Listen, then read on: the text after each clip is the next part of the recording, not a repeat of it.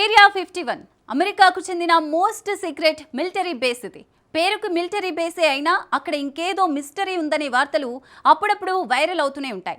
Area 51కి ఏలియన్లకి కనెక్షన్లు ఉన్నాయని, mystery యూఎఫ్ఓలు అక్కడికి వస్తూ పోతూ ఉంటాయని, ఆఖరికి అమెరికా పాలకులకు ఏలియన్లకు సంబంధాలు ఉన్నాయని, ఇలా ఒక్కటేంటి చాలా రూమర్లు సోషల్ మీడియాను షేక్ చేస్తూనే ఉంటాయి.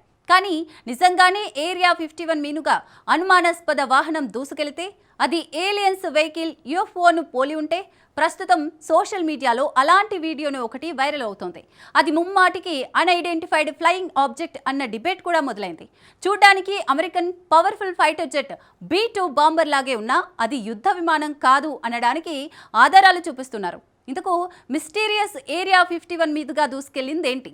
ముమ్మాటికి యూఎఫ్ఓనే అని ఎందుకు వాదిస్తున్నారు? ఏరియా 51లో అసలేం జరుగుతోంది? Let's watch. మరోసారి తెరపైకి most serious military base area 51. Area 51 మీదుగా దూసుకెళ్లిన గుర్తు తెలియని ఫ్లయింగ్ ఆబ్జెక్ట్. B-2 బాంబర్ను పోలి ఉన్నది అన్ఐడెంటిఫైడ్ ఫ్లయింగ్ ఆబ్జెక్టా? And they were in the Oval Office, 3 or 4 pilots. These are not people that make up stories. They said, all I know, sir, is there was a round object that was going 4 times faster than my F-22, which is a very fast plane. And it wasn't, it shouldn't have been. It was round, sir. They have seen, 4 or 5 guys I've interviewed, solid people, great pilots for the U.S. Air Force, etc. They've seen things that they cannot explain. Donald Trump గత ఏడాది America అధ్యక్షుడిగా బాధ్యతలు చేపట్టిన తర్వాత alien వాహనాల గురించి చేసిన most interesting comments ఇవి.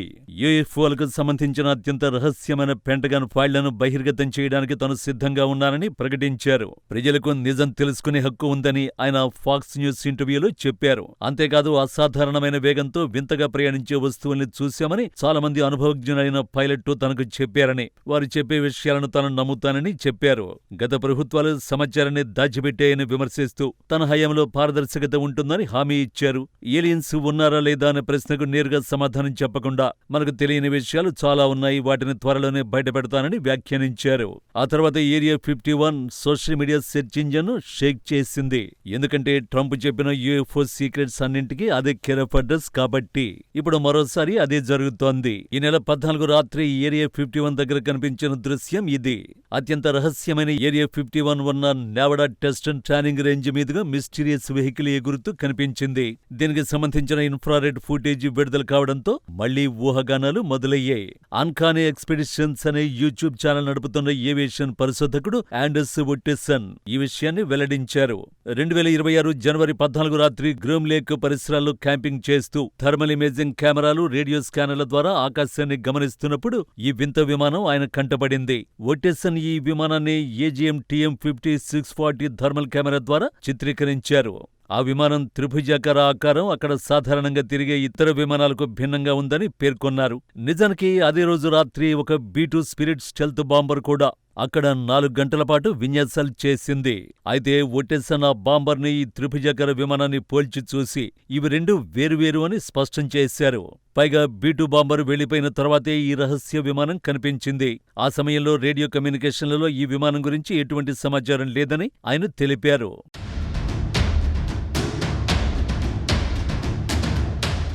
నిజానికి ఇలాంటి త్రిభుజాకార విమానాలు గతంలో కూడా కనిపించాయి. 2014 ఫిబ్రవరిలో కాన్సాస్లోని విచితాలోనూ, అదే ఏడాది మార్చిలో టెక్సాస్లోని అమరిల్లోనూ కనిపించాయి. కానీ వీటి గురించి ఇప్పటి వరకు అమెరికా ప్రభుత్వం ఎటువంటి అధికారిక వివరణ ఇవ్వలేదు. ఇప్పుడు ఏరియా 51 పరిసరాల్లోనే త్రిభుజాకార విమానం కనిపించడం సోషల్ మీడియాలో తీవ్ర చర్చకు దారితీసింది. ఈ విమానం ఇంకెక్కడైనా కనిపిస్తే ఇంత డిబేట్ జరిగేది కాదు. ఏరియా 51 మీదుగా వెళ్లడమే సోషల్ మీడియాను షేక్ చేస్తోంది. అమెరికాలోని నెవడా రాష్ట్రంలో లాస్ వెగాస్ కు సుమారు 120 కిలోమీటర్ల దూరంలో ఉన్న ఎడారిలో ఉన్న మిలిటరీ బేస్ నే ఏరియా 51 అంటారు. నెవడా టెస్ట్ అండ్ ట్రైనింగ్ రేంజ్ పేరుతో చలామణి అవుతున్న ఈ ప్రాంతంలోకి సాధారణ ప్రజలకు అనుమతి లేదు. ఆ ప్రాంతం నిత్యం సైన్య నిఘాలో ఉంటుంది. ఎయిర్ ట్రాఫిక్ కంట్రోల్ అనుమతి లేకుండా అక్కడ ఎలాంటి హెలికాప్టర్లు, విమానాలు, డ్రోన్లు ఎగరలేవు. ఒకవేళ అక్కడ పొరపాటున అడుగు పెడితే సైన్యం కఠిన చర్యలు తీసుకుంటుంది. కానీ ఈ ప్రాంతానికి ఏలియన్లకు లింక్ ఏంటి?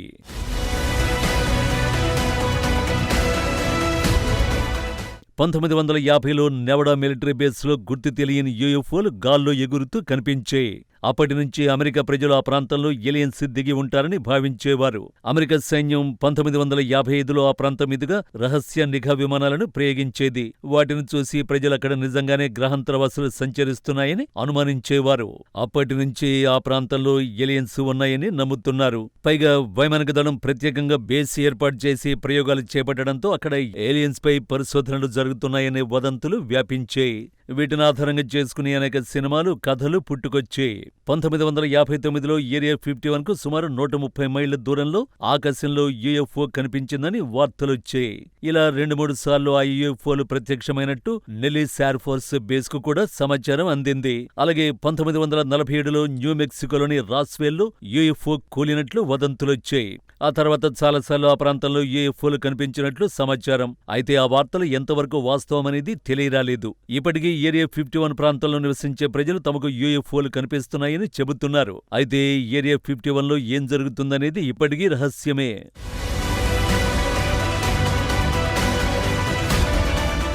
2019లో ఏరియా 51 మిస్టరీ బయటపెట్టాలని సోషల్ మీడియాలో క్యాంపెయిన్ కూడా నడిచింది. అమెరికా సైన్యం తమకు తెలియకుండా ఏరియా 51లో ఏదో దాస్తుందంటూ ఉద్యమం చేశారు. స్టామ్ ఏరియా 51, మనల్ని వారు అడ్డుకోలేరు అంటూ ఫేస్బుక్ లో ఓ ఈవెంట్ ను పోస్ట్ చేశారు. ఈ ఆందోళనలో చేరేందుకు తాము సిద్ధమేనంటూ 15 లక్షల మందికి పైగా ఆ ఈవెంట్ ను లైక్ చేశారు. దీంతో అమెరికా వైమానిక దళం స్పందించక తప్పలేదు. ఈ ప్రాంతంలోకి అక్రమంగా చొరబడేందుకు ప్రయత్నిస్తే అడ్డుకుంటామని హెచ్చరించారు. ఆ తర్వాత అడపాదడపా ఏరియా 51 మిస్టరీ బయటపెట్టాలని డిమాండ్ చేస్తున్న పెంటగాన్ పట్టించుకోలేదు. త్వరలోనే ఆ మిస్టరీని బయటపెడతామని హామీ ఇచ్చిన ట్రంప్ కూడా పట్టించుకోవడం మానేశాడు. ఇలాంటి సమయంలో అదే ఏరియా 51 మీదుగా యూఎఫ్ఓని పోలి ఉండే వెహికల్ దూసుకెళ్లడం మరోసారి పాత డిమాండ్ను తెరపైకి తెచ్చింది. ఈసారైనా యూఎఫ్ఓలకు సంబంధించిన సీక్రెట్ డాక్యుమెంట్స్ బయటపెడతారేమో చూడాలి.